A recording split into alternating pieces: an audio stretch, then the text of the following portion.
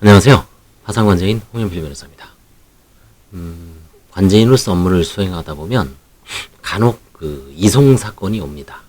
이송 사건. 저도 예전에 전주에서 서울로 온 거를 봤습니다. 그리고 간혹 이제 서울에서 수원으로 이송된 사건을 한 2번 정도를 경험을 해봤습니다. 서울에서 파산 면책 사건을 진행하고 싶었는데 수원으로 이제 이송하니까 결국 이제 서울에서 그 사람은 이제 서울로 선호하는 이유가 있겠죠. 서울. 수원은 뭐 좀 힘이 든다. 시간이 오래 걸린다. 조사가 빡세다. 환가를 많이 한다. 배우자의 재산을 본다. 뭐 여러 가지 어떤 이제 논의가 있을 수 있습니다. 서울은 이제 준칙이 발달돼 있죠. 서울회생법원 준칙에 의하면 예를 들어서 406호 배우자 재산 처리에 관한 기준이죠. 개인 파산, 개인 회생 사건에서의 배우자 재산의 처리, 환가, 파산재단 혹은 회생재단 편입에 관한 기준이 정립되어 있습니다. 일단 원칙적으로는 배우자 재산은 파산재단, 회생재단에 포함시키지 않는다. 개인회생재단이죠. 정확하게 용어는. 개인회생재단에 포함시키지 않는다. 예외적으로 은닉하거나 부인대상 사건 혹은 명의신탁 사건 그런 경우에는 이제 부인소송이라든가 환가를 할 수 있음을 예외적으로 지금 규정하고 있습니다. 근데 이게 지금 서울회생법원이 기준이지 지방으로 가면 많은 온도 차이가 있죠. 정확하게 지방의 실정에 대해서는 모릅니다만 일단 수원이나 의정부, 인천 이런 데는 좀 면밀하게 조사를 하는 것 같습니다.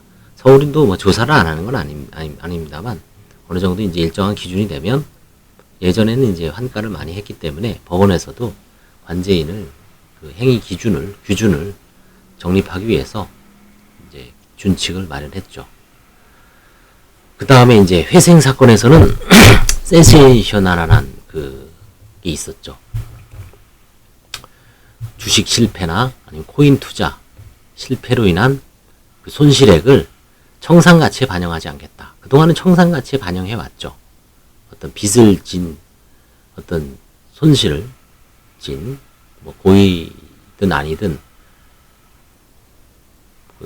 투자 손실을 본인 책임하에 귀속시키기 위해서 청산가치에 반영해서 좀 남들보다 타인들보다 좀 많은 빚을 변제할 수 있도록, 그러니까 거의 한 3년에서 원칙은 3년이지만 그런 청산가치가 늘어나면 5년 이상 해야 되죠. 5년 정도는 해야죠. 5년이 이제 한도선이니까. 그래서 이제 서울에서 수원으로 이제 이송한 거는 이제 결국 관할 위반을 판사가 발견한 거죠. 파산은 이제 전속 관할입니다. 아무 데서나 할 수 있는 게 아니고 채무자의 보통 접한적 소재지, 주소지가 있어야 되고요. 그 다음에 또 뭐가 있어야 되죠? 직장이 있거나 사업장 소재지가 있거나 혹은 재산이 있어야 됩니다. 서울에다 하려면. 그런데 서울에서 주소만 싹 옮겨놓은 거를 과연 주거지로 볼 수 있을 것인가? 주소라는 게 형식상 주민등록만 딱 돼 있다고 주소가 아닙니다. 주소라는 거는 생활의 근거가 되는 것입니다. 주소 말고 또 거소도 있죠. 살고 있는 것. 그래서 서울에서 이제 파산 신청을 하기 위해서 친인척들 많죠. 아니면 지인, 친구, 아는 사람 부탁을 받고 부탁을 해서 서울에다가 주소만 싹 옮겨놓고 한 3달 정도 후에 어느 정도 이제 시간이 지난 다음에 살짝 신청했을 때 법원에서는 보정명령을 내리죠. 통화 내역, 발신 기지국이 포함된 통화 내역을 제출하시오. 6개월치. 이 6개월을 딱 봤더니 서울에서 통화가 발신된 게 안 나옵니다. 그러면 이 사람은 파산 신청을 서울에서 하기 위해서 주소만 살짝 옮겨놓고 실제 생활의 근거가 전혀 없는 서울에서 파산 신청을 한 거기 때문에 파산 면책 신청을 기각시킬 수도 있지만 너무 가혹하니까 수원으로 주소지인, 주거지인, 실질적인 주소지인, 주거지인, 수원으로 옮겨버립니다.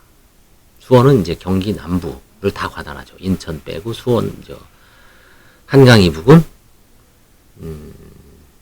의정부죠.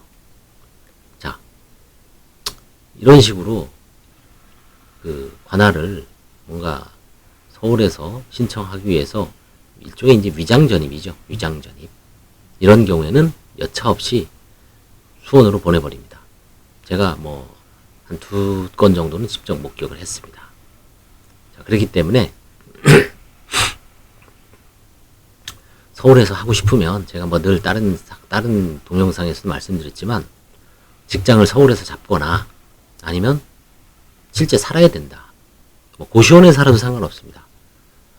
고시원에 있더라도 실제 고시원에서 거주하면 상관없어요. 근데 고시원비 한 3, 40만 원 내면서 영수증 받고 이제 실제 사는 거는 지방, 뭐 안양이나 군포, 수원, 경기도권에 살면서 주소만 옮겨놓고 고시원에서 돈만 내놓고 그런 경우도 인정을 안 해줍니다. 실제 고시원에 살면서 거기서 생활을 하고 그 다음에 이제 직장을 왔다 갔다 했을 때 그 생활 동선이 그려지죠. 휴대전화가 이제 고시원 내지 고시원에서 터집니다. 그러면은 뭐 경기도에서 일을 하더라도 나 사는 게 서울에 삽니다. 고시원에 산다. 신림동 아니면 뭐 서울에는 뭐 고시원이 많이 발달돼 있죠. 워낙 요즘 어려운 분들이 고시원에 뭐 30만 원짜리도 있습니다.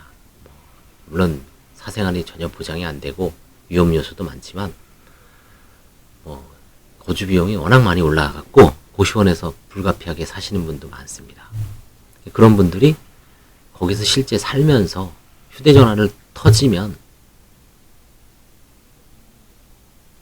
과거에 20년 동안 30년 동안 수원에 살았어도 서울에서 파산 신청을 단 한 달만 살아도 인정할 수밖에 없습니다.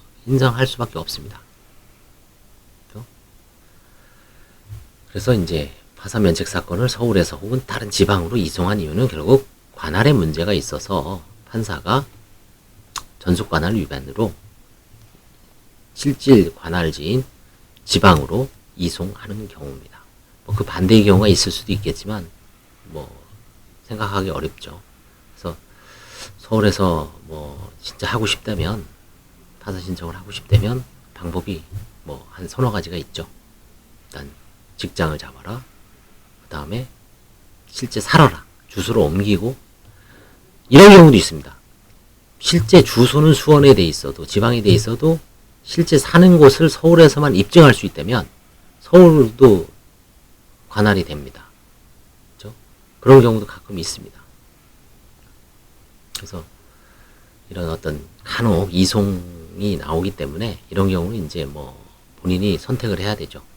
취하하고 다시 서울에다가 넣기 위한 어떤 확실한 법적 근거를 마련해서 몇 달 동안 좀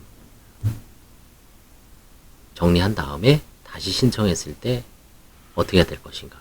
그런 경우에는 뭐 뻔히 의심을 해도 명확하게 서울에서 주소를 옮겨놓고 거기서 주거함을 입증할 수 있다면 한 2~3달 뭐 휴대전화 열심히 하고 그렇죠? 거기서 직장까지 잡았다면 뭐 서울에서 신청한 게 법 위반이 아니죠. 관할 위반이 아니죠. 그런 경우에 이송할 수가 없습니다. 이송을 해도 이제 뭐 서울에서 아마 선고가 될 가능성이 높습니다. 이번 시간에는 관할에 대해서 이송 파산 신청 면책 사건 개인회생도 마찬가지입니다. 이송에 대해서 알아봤습니다. 감사합니다.